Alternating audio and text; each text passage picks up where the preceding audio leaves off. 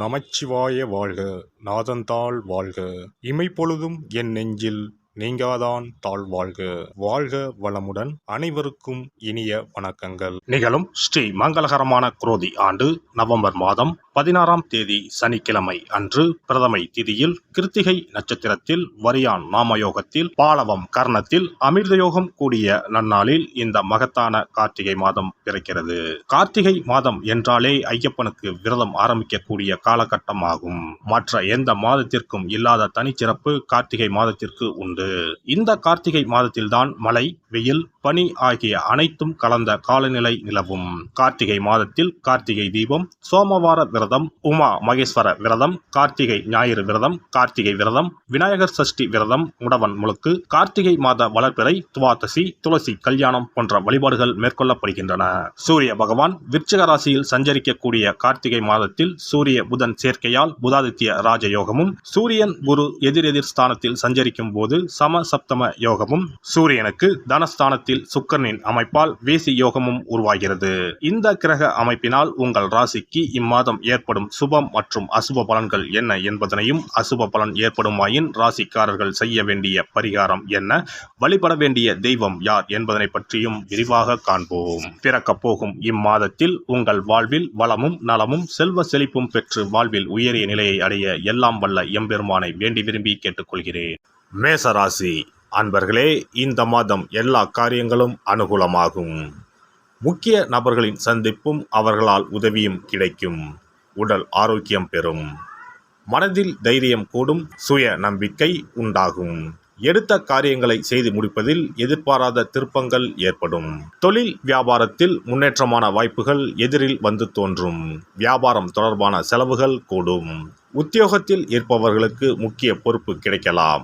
செயல்திறன் அதிகரிக்கும். குடும்பத்தில் சந்தோஷம் உண்டாகும். பிரிந்து சென்ற குடும்ப உறுப்பினர் மீண்டும் வந்து சேரலாம். கணவன் மனைவிக்கு இடையே இருந்த மனஸ்தாபங்கள் நீங்கும். பிள்ளைகள் கல்வி பற்றிய சிந்தனைகள் அதிகரிக்கும். உறவினர்கள் மத்தியில் மரியாதை கூடும். பெண்களுக்கு எதிர்பாராத சந்திப்புகள் உண்டாகும். திடீர் செலவு உண்டாகலாம். கவனம் தேவை.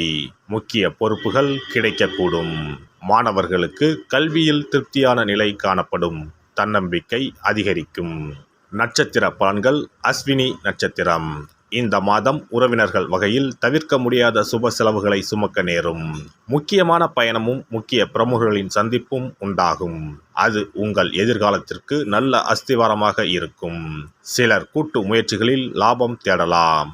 சிலர் குடும்பத்தினரோடு கூட்டு சேர்ந்து தொழில் செய்து லாபம் பார்க்கலாம். பரணி நட்சத்திரம். இந்த மாதம் ஆரோக்கியம் நன்றாக இருக்கும்.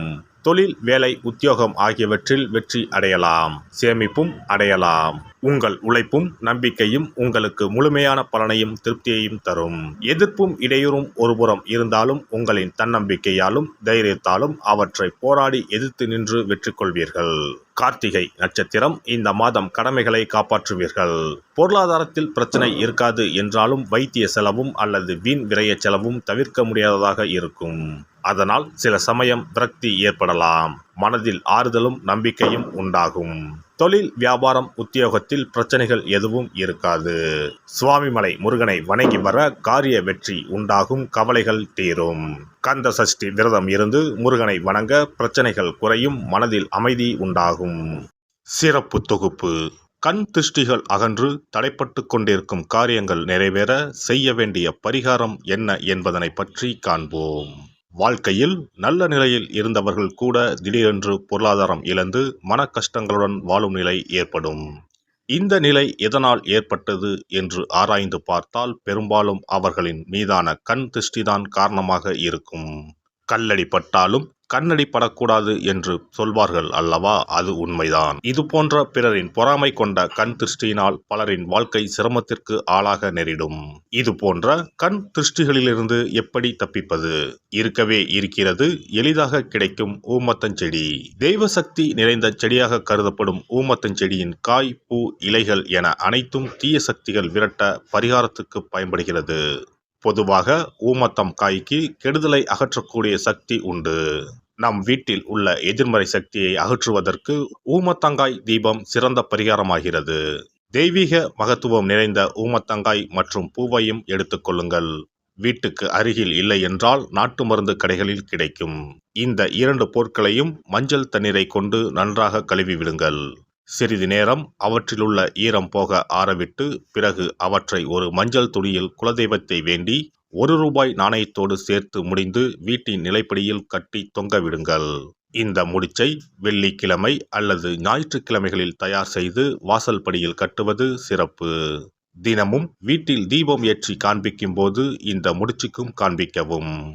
இதேபோல் ஊமத்தம் இலைகள் கிடைத்தால் அந்த இலைகளை சுத்தமான மஞ்சள் தண்ணீரில் கழுவிவிட்டு அவற்றை கொண்டு வீட்டில் இருக்கும் விநாயகருக்கு திங்கள் கிழமைகளில் தொடர்ந்து அர்ச்சனை செய்து வர வேண்டும்.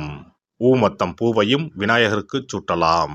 3 வாரங்கள் தொடர்ந்து திங்கள் கிழமைகளில் விநாயகருக்கு ஊமத்தை இலையால் அர்ச்சனை செய்து ஊமத்தம் பூவை சூட்டி வழிபட்டால் வீட்டில் உள்ள கெட்ட சக்தி நடமாட்டம் மற்றும் கண் திருஷ்டிகள் தீரும். ஊமத்தம் செடியும் சிவபெருமானுக்கு உகந்த இலை ஆகும். இந்த ஊமத்தங்காய் வைத்து சிவபெருமானுக்கு தீபம் ஏற்றி வழிபடுவதன் மூலம் நமது பிரச்சனைகளில் இருந்து எளிதாக விடுபட முடியும். முதலில் 2 ஊமத்தங்காய்களை எடுத்துக்கொள்ள வேண்டும்.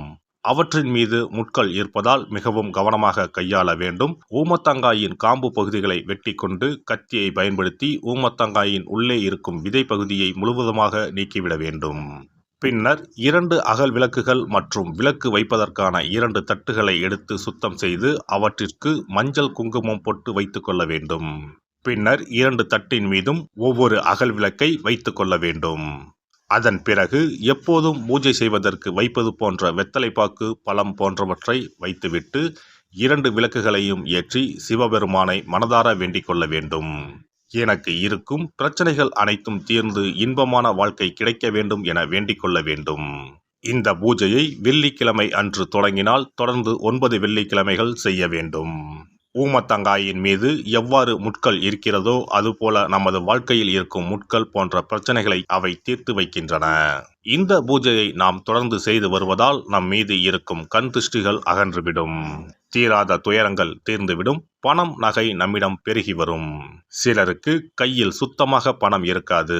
வறுமை தாண்டவமாடும். கடன் தொல்லையால் கஷ்டப்படுவார்கள். பண பிரச்சனையில் சிக்கி கொண்டிருப்பவர்கள் இந்த தீபத்தை ஏற்றினால் 3 வாரங்களில் நல்ல பலனை பெற முடியும். தொழிலில் நல்ல முன்னேற்றம் இருக்கும். கடன் பிரச்சனைகள் தீரும். உறவினர்களிடையே பகைமை இருந்தால் அவையும் மறைந்துவிடும். நோய்வாய் உள்ளவர்கள் இந்த தீபத்தை ஏற்றுவதன் மூலம் நல்ல பலனை பெற முடியும். பொதுவாகவே எந்த பரிகாரம் என்றாலும் அதை முழு நம்பிக்கையுடன் செய்தால் மட்டுமே முழு பலன் கிடைக்கும் என்பதை நினைவில் கொள்ளுங்கள். எல்லாம் வல்ல இறையருளால் நீங்களும் உங்கள் அன்பு குடும்பமும் உடல் நலம், நீலாயுள், நிறை செல்வம், உயர் புகழ், மெய்ஞானம் ஓங்கி வாழ்க வளமுடன். இந்த வீடியோ பதிவு உங்களுக்கு பிடித்திருந்தால் லைக் பண்ணுங்க, கமெண்ட் பண்ணுங்க, ஷேர் பண்ணுங்க. மறக்காம சப்ஸ்கிரைப் பண்ணுங்க. பக்கத்துல இருக்கிற பெல் பட்டனை கிளிக் பண்ணுங்க. நன்றி, வணக்கம். ஓம் நமச்சிவாய. சிவாய நம.